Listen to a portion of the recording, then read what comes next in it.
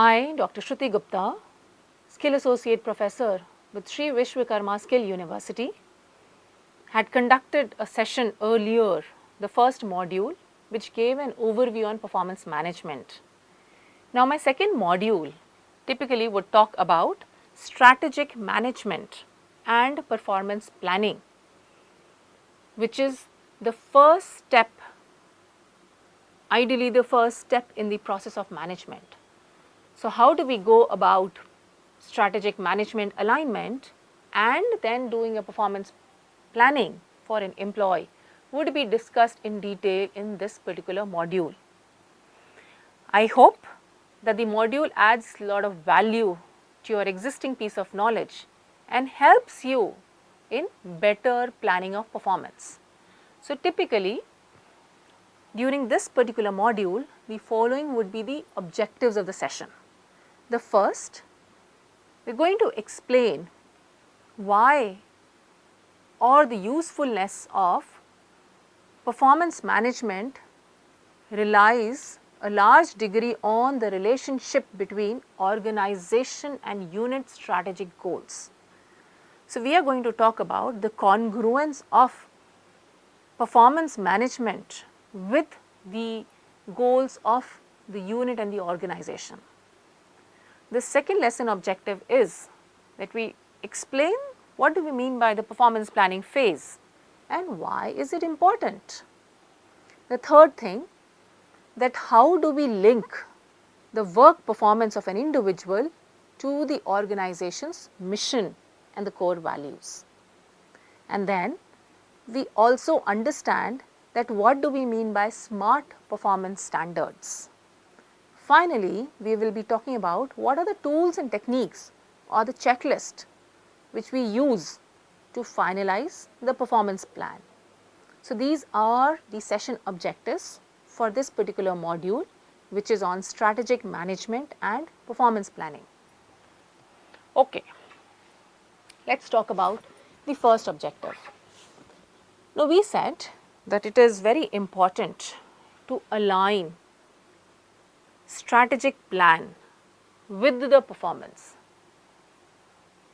It would be such a wonderful experience if an employee knows that how is his or her contribution contributing towards the overall accomplishment of the organization's goals. So, the moment this alignment becomes clear to the individual, his or her motivation to work harder increases. As we all must be familiar about a concept which is known as town hall meetings.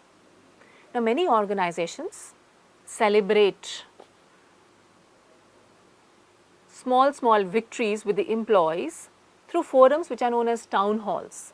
Now, town hall is a gathering which gathers all the employees and the organization shares that what have they achieved and which team has been instrumental in accomplishing that particular objective. So, it is a wow moment for an employee who sees that this was my team, right, which was responsible for this particular objective attainment on the part of the organization. So, it is, I would say, there is no shortcut to the fact that there has to be a great congruence between the individual goals and goals of the organization.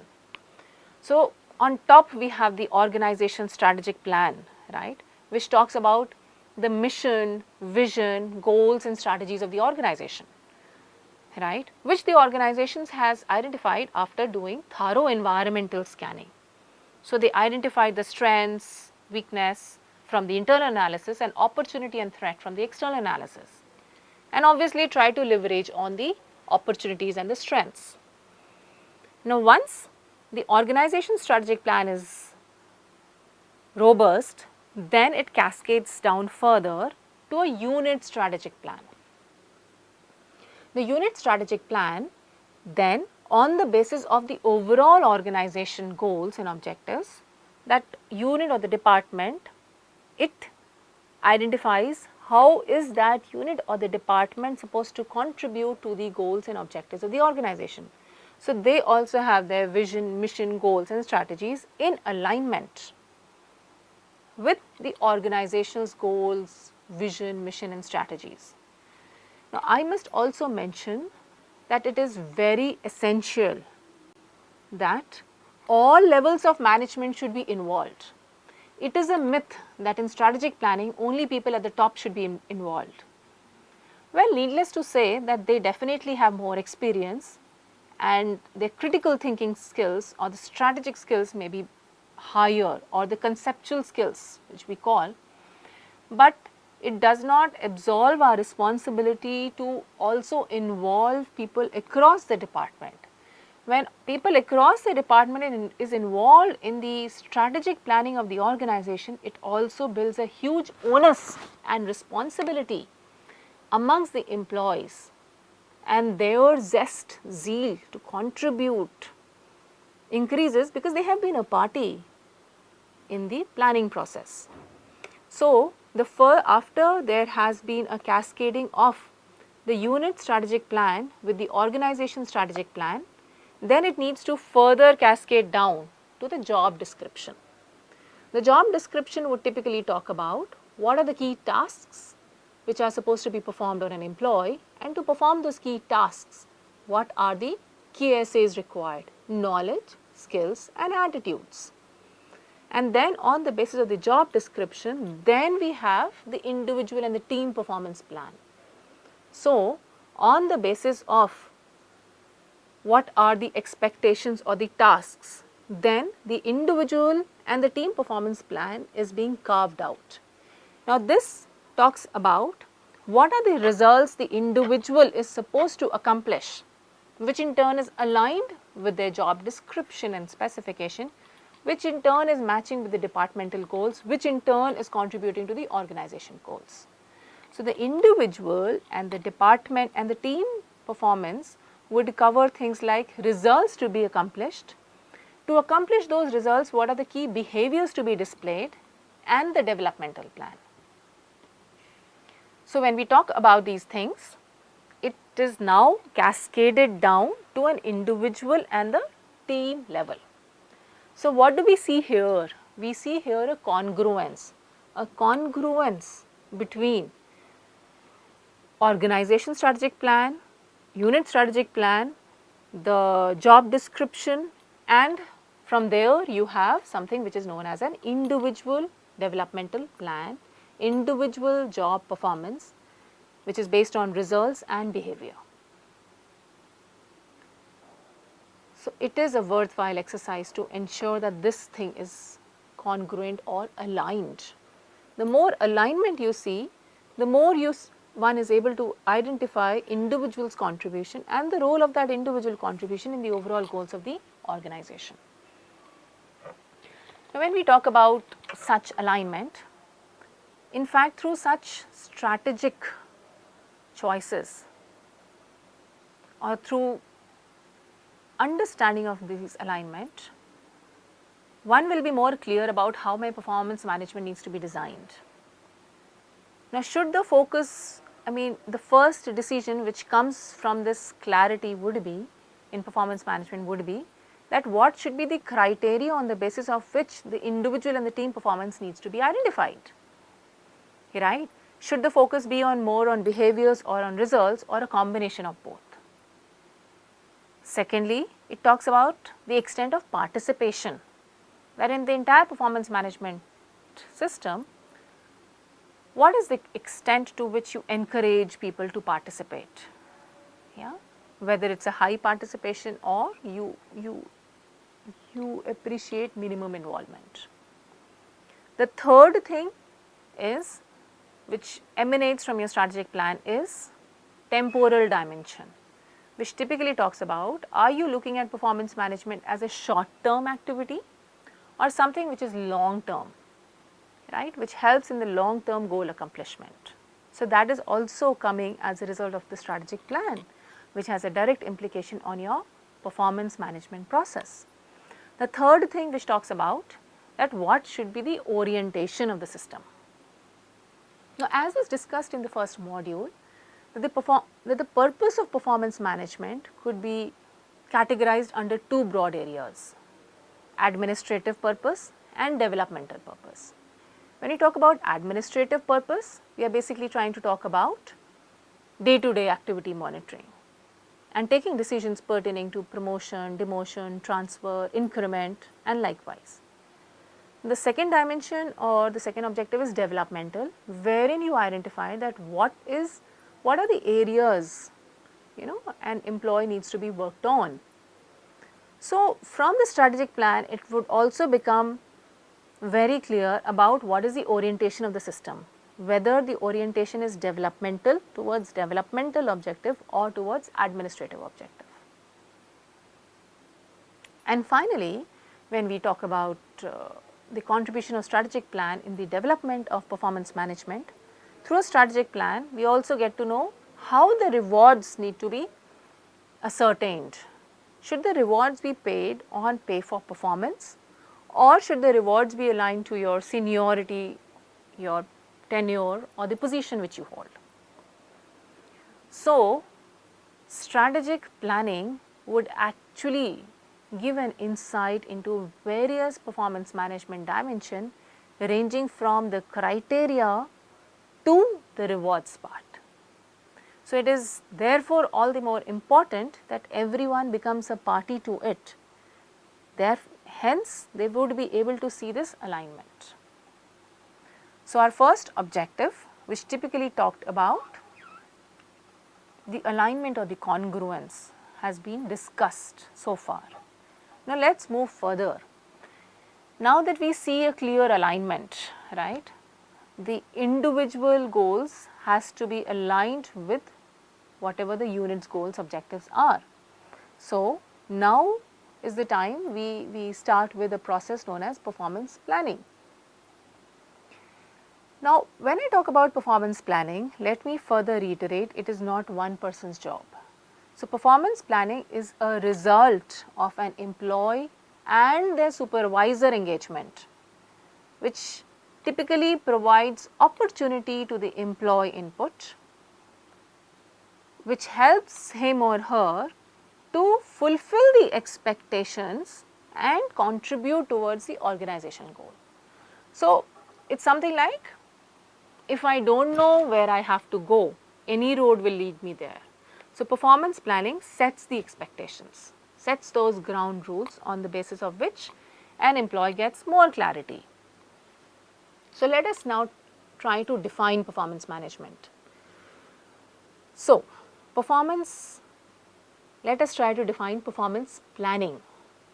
So, performance planning, it can be defined as a systematic outlining of the activities that a manager is expected to undertake during a specified period, so that he is able to make his best contribution to the developmental and the organizational outcome of the employee.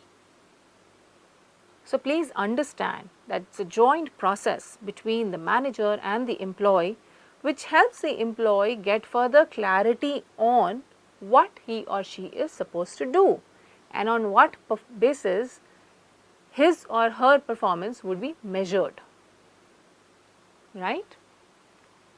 So, which means that this planning phase, there are important roles to be performed by both the employee as well as the supervisor.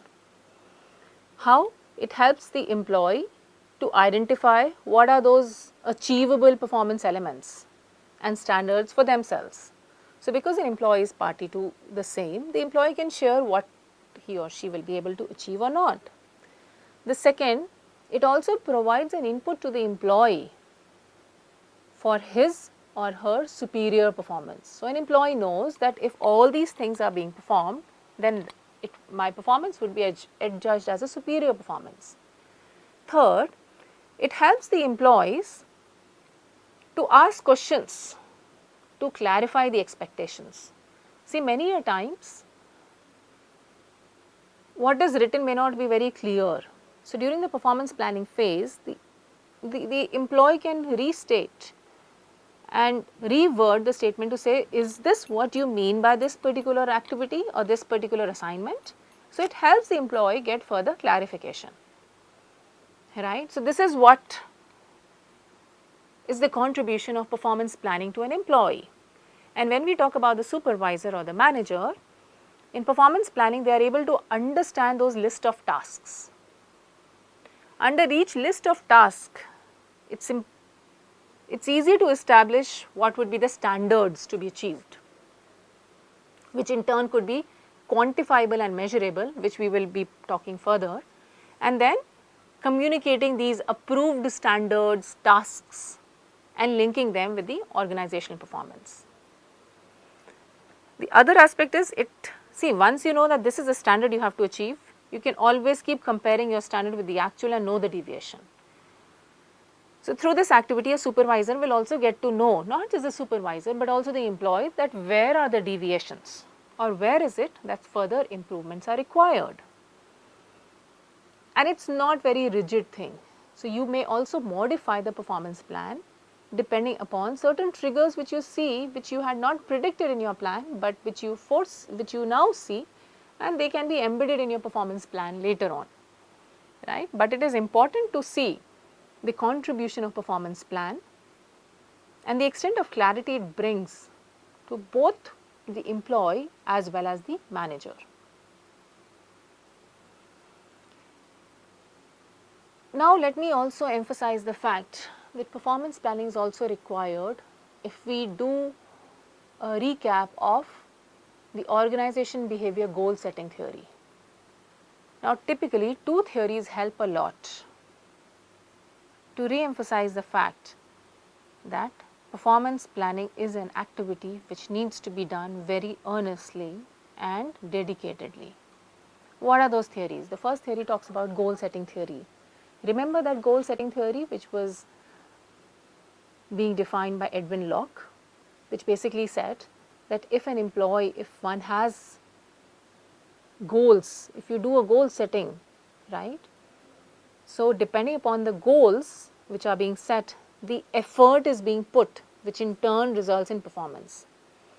So, it is imperative to highlight that the goals drive superior performance, which is also the basis of doing a performance planning.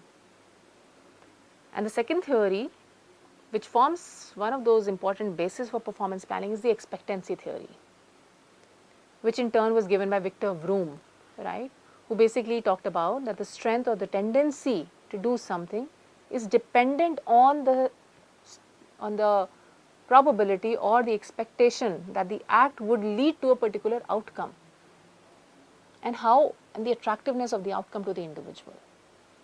Right. So, if during the performance planning it is the expectancies are clear, expectations are set clear, so the employee knows that once these expectations are met, how will it contribute towards his or her individual growth. Right. So, these are two important theories which forms the basis for performance planning. And these theories and the entire process of performance planning is also working on the self-efficacy of the employee, self-efficacy, the self-worth of an employee. So, if there are forums or platforms which talk about what has been accomplished in the past, how have been my performance, what has been my emotional state, it further works on increasing the self-efficacy of the employee, right. So, performance planning is worth the investment of the time, which done properly would definitely go a long way in increasing the performance of an employee. Now, let us understand about performance standards. The intention of performance planning is to clear the expectations, right. So, when we talk about clarification of the expectations, let us say that we need to be clear about the standards.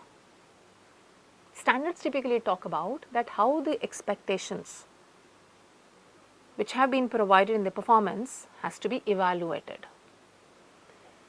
Now, if you remember, I had mentioned a term known as SMART criteria, right. So, the standards must be SMART. Now, let us do a small dissection of SMART and understand the various elements. Before I talk more about the dissection of the SMART, let me share few more things about performance standards. See, once you have the standards, probably the manager, the evaluation process becomes more objective, and which is why an increased onus on the standards, that they should be very clear. They should specify the quantity, the quality, the timeliness or the cost effectiveness. So, it becomes easier for the manager to then supervise, or if I say monitor performance, and see the extent to which the performance standards are being met, right. So, again it is important now to ask, are the standards achievable? So, lot of care has to be taken in setting the standards. Now, let me talk about those SMART things. So, our standards which I mentioned earlier should be SMART. Now, SMART is an acronym, right, which talks about S for specific, M for measurable, A for achievable, R for relevant and T for timely. Now, let me explain these elements with the help of some example. First, when I say writing SMART standards, let me talk about the first S, which is specific. Now, the standard should be written as simple as possible. You should not use a complicated language, but at the same time it needs to be concise and explicit to the best possible extent.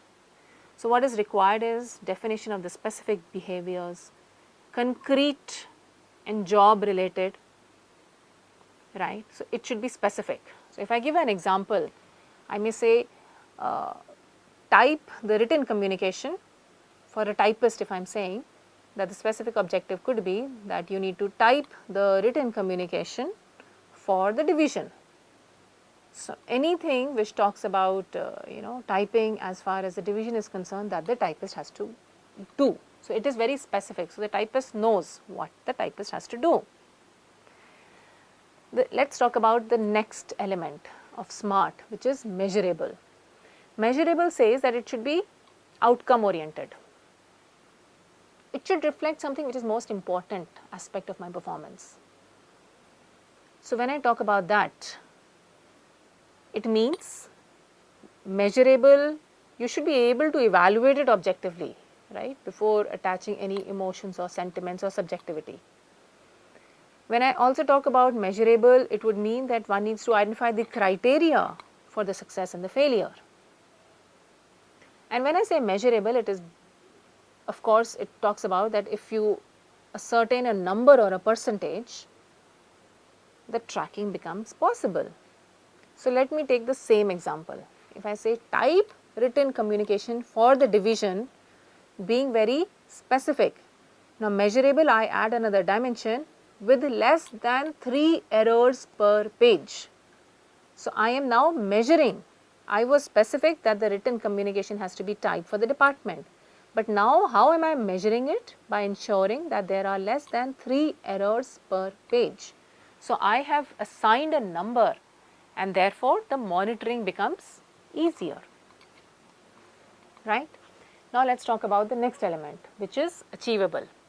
Now, when I talk about achievable, I am basically talking about something which could be achieved, something which could be accomplished with those resources, right, which actually talks about that there has to be, it needs to be feasible, right.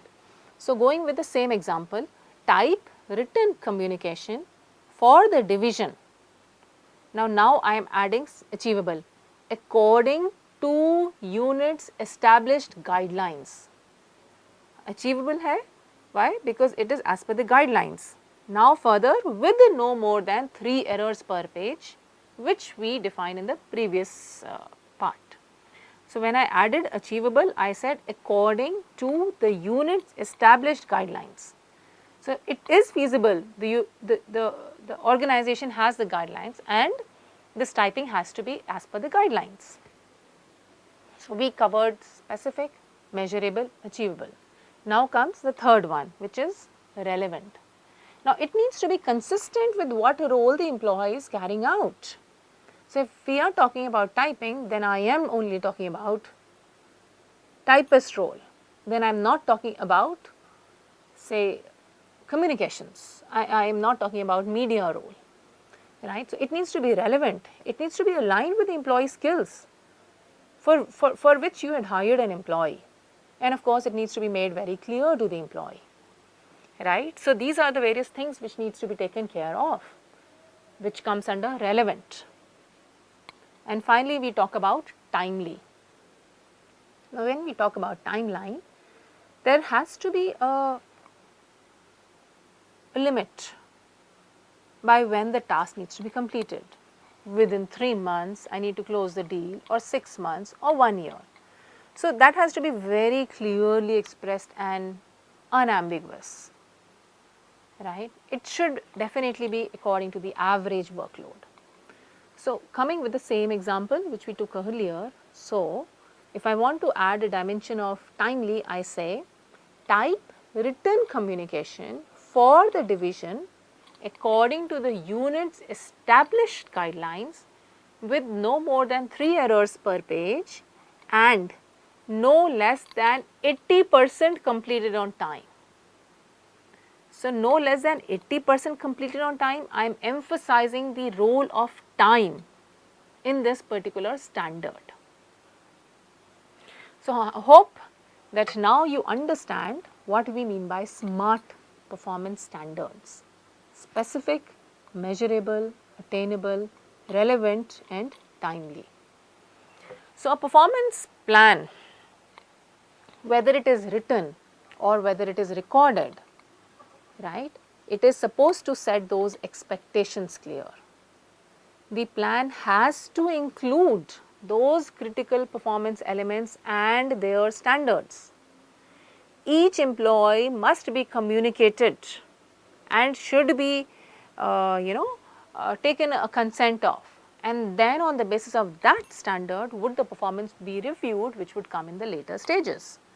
So, lot of time needs to be invested in performance plan standards, performance planning process, and after it has been deliberated by both between the manager and the employee, then the plan has to be finalized.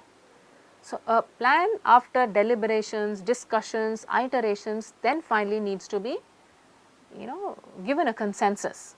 So, it is important that both the manager or the supervisor and the employee, they understand the performance plan. Even you may not get 100% agreement on each of the element, but the understanding is required. So, the plan must be clearly communicated to and acknowledged by the employees, so that later the employee can't say this task was not given to me and how is my performance being evaluated. So, it is important to document this, whatever was the final plan, right. So, we discussed about the various aspects, right, of SMART performance standards. Now, it is important that we also have a checklist, a performance plan checklist, just to ensure that have we done full justice to that particular step on which we invested so much of time. So, the checklist would cover things like, is the fully successful performance plan, right, which was deliberated, iterated, clearly understood by both the manager and the employee? That is the first checklist you ought to check. Second, are those standards achievable? Hope you are not trying to build castles in the air. So, are they achievable? Next, are the standards fair, right? Are they being set fairly? There should not be any biases or any discrimination. Next checklist, are the standards applicable? So, you need to keep revising as per the current trends. What may have worked a few years back may not work now, or I would say few months back would not work now. So, you need to ask, are the standards applicable? The next checklist is, will employee understand what is required, right? Is the understanding level of the employee fully with you during that performance plan has to be again checked. Next, are the performance elements and the standards adjustable? Is it that you can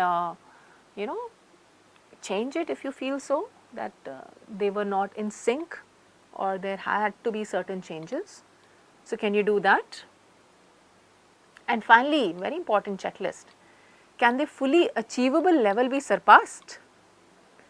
Something which you thought as the upper limit, is there any probability or some percentage of the employee may surpass it, right? So, these are the aspects which has to be further checked with that checklist whenever one is developing a performance plan. So, with this I hope that the importance or the crucial role which is played by the performance plan is clear to all of us.